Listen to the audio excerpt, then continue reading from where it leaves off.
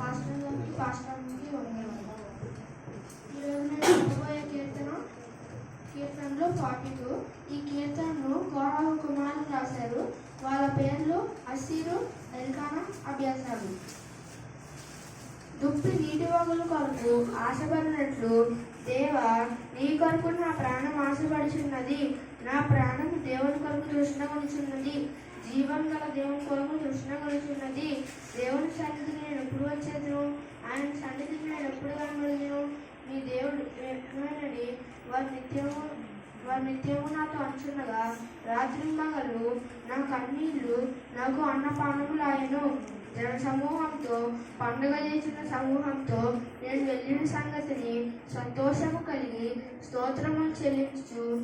దేవుని మందిరం నాకు వారిని నడిపించిన సంగతిని జ్ఞాపకం చేసుకునగా నా ప్రాణం నాలో కలిగిపోవచ్చున్నది.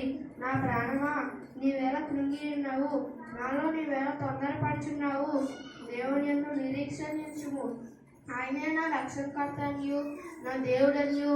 ఇంకను నేను ఆయనను స్తుతించెదను. ఆమేన్.